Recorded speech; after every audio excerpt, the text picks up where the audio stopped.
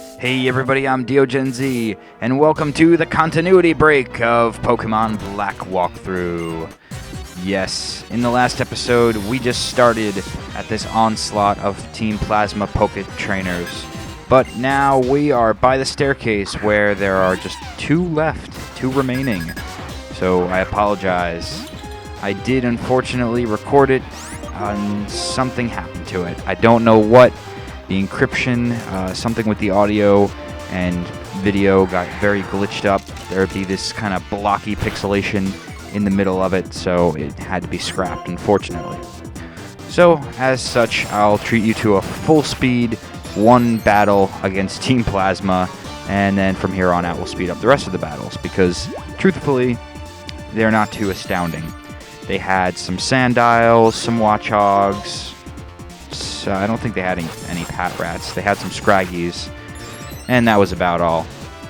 It's standard Team Plasma stuff.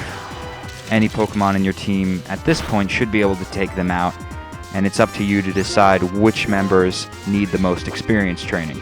At the moment, it's my Vanillite, and I know I just caught a Joltik in the last episode, so you think that would have priority, but the way I raise Pokemon for experience is if I'm trying to get them to an evolved state, I'll get them there and then work on the other members of my team. But also, I want to raise up my Vanillite because it's an ice type, and the next gym we have to take on is Flying, up ahead in Mistralton City. But if you don't have an ice type like me, you may want to consider catching some of the Pokemon that can be found at Chargestone Cave. I'll go down the list and then talk about which ones are the most advantageous to going against Skyla, the next gym leader. You can find Tynamo, Ferroseed, Joltik, Clink, and Boldore in Chargestone Cave. And it's the same for black as it is white, so there are no version exclusives in either of the caves. Kind of a shame that they did that.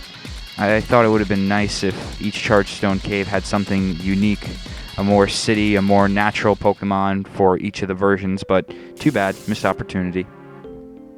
So Pokemon you want to focus on raising in this cave. Oh, and on my way back to going up to the doctor, the masochistic one, we challenge a Plasma member. So, like I said, we're going to speed it up because it's all the same battles.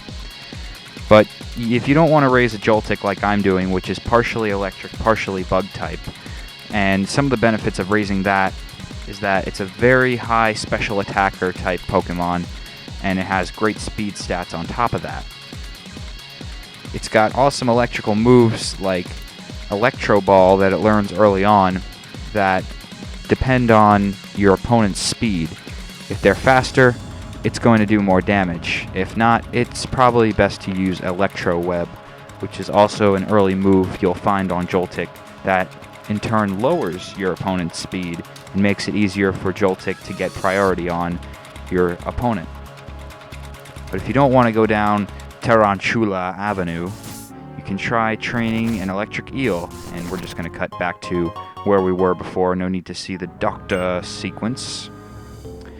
But you can raise the Electric Eel Tynamo, which evolves into one of the most badass Pokemon of the 5th generation, hands down, an Electros. Electros is a more advanced eel than Tynamo. It's got legs, but it floats, has the ability to levitate, and it's electric type.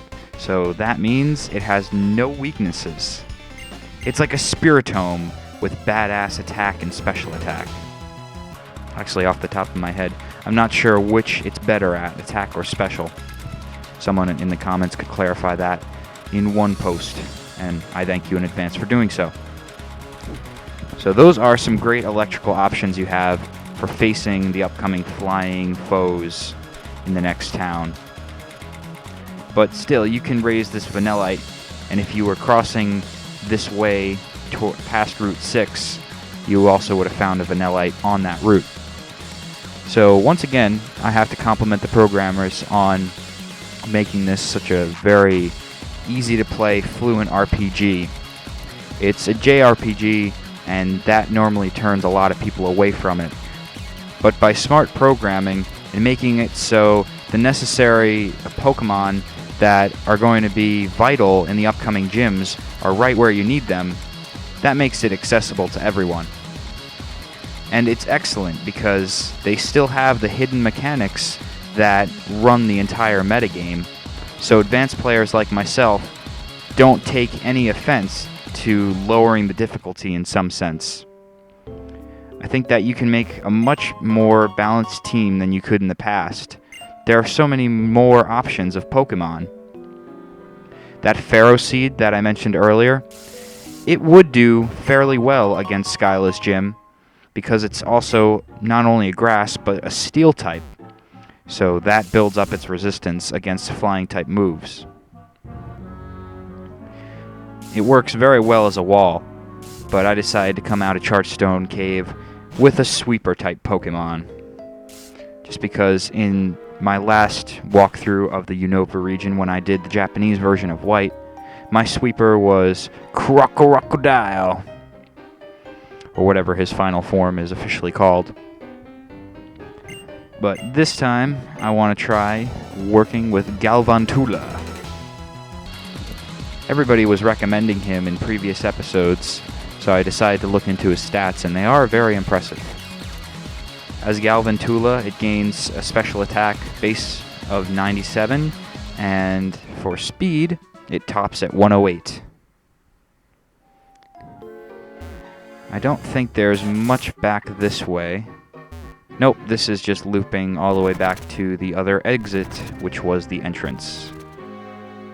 So let's battle this one here, and we can leave Chargestone Cave afterwards. Get on with our next gym battle. I love seeing the advanced elite ace trainers, whatever you want to call them, because they have some of the most interesting Pokemon. Or at least they tend to have fully evolved pokes. One of the best things about raising a Whimsicott, though, even though it looks like a puffball pushover, is its ability Prankster, which allows status priority moves to go first. So anything that affects status, it will hit your opponent dead on. Doesn't matter what its speed will be. Prankster allows it to go first. So you can get very strategic with that guy. He's more of a supporter than a sweeper. But they are also very vital to any well-balanced Pokemon team out there. Many different values mixed together and the world becomes gray. That is unforgivable!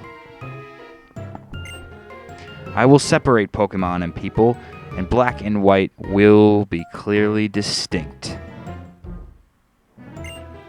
Only then will Pokemon become perfect beings. Yes, that is my dream. That is the dream I must fulfill. DeoGenZ, do you have a dream of your own? Well, yeah, of course I do. One or two. You have a dream. That's wonderful. I'll learn just what kind of dream you have in battle! Woo! Another thing very Japanese characterized. Finding out who you are through battle. The warrior spirit determines your character. Okay, so this round of N's Poke-Friends, he's going to be borrowing from the Chargestone Cave. So all those Pokemon I mentioned earlier that you can find on your own, up for grabs to actually catch in a Pokeball, he has just, I guess, borrowed. He's rented out their time, their friendship. Ooh. And that Boldore is no good for my Vanillite.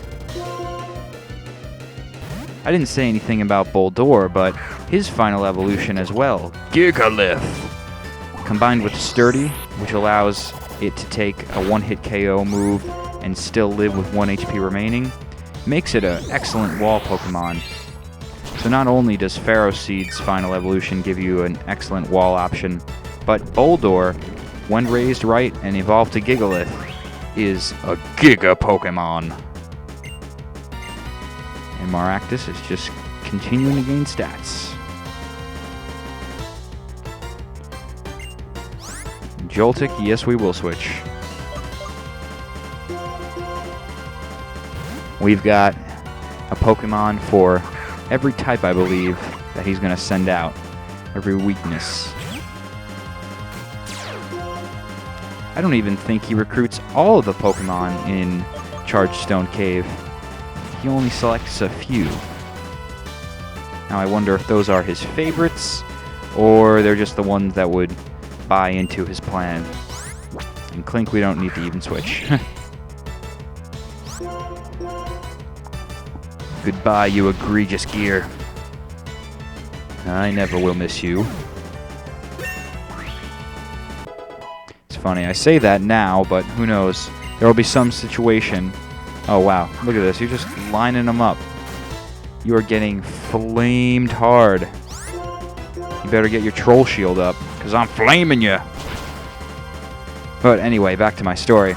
I remember when the 4th gen first came out, I used to despise Shaman, thinking, how could this possibly be a legendary Pokemon that you need to go to an event to? But then I was exposed to it in the movie, I got the plushie, and now Shaman's one of my favorite Pokemon.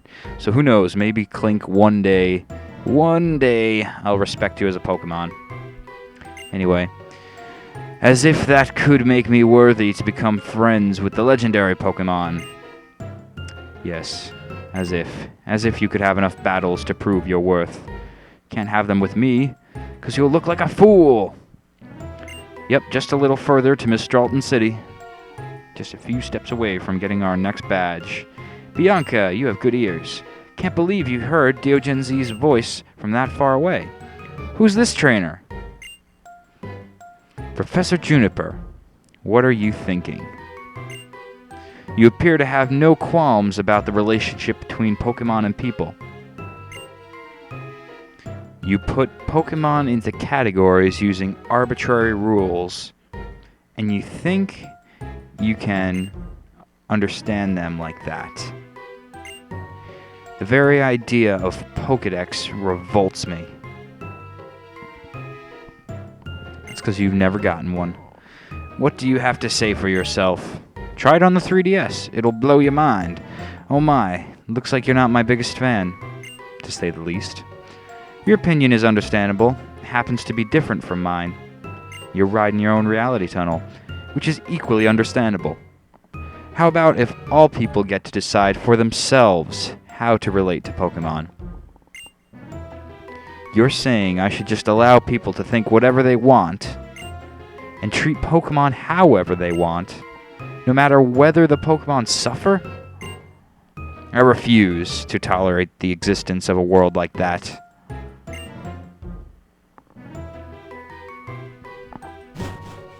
Yeah, it's funny because Juniper says, why don't you let people choose? But, again, N plays the devil's advocate and says, well, what about the Pokemon's choice? Maybe they don't want to be battled. Maybe they don't want to be trained.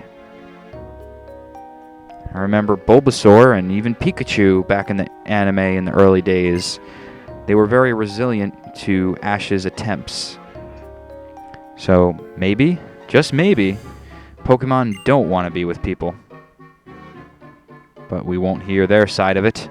Not until another Mystery Dungeon game, and even then there seem to be no people around.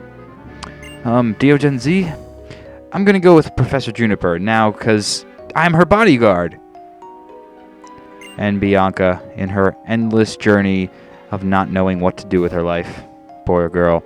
Oh well, we know what we are going to do with our life, and that's become a Pokemon Master in Mistralton City.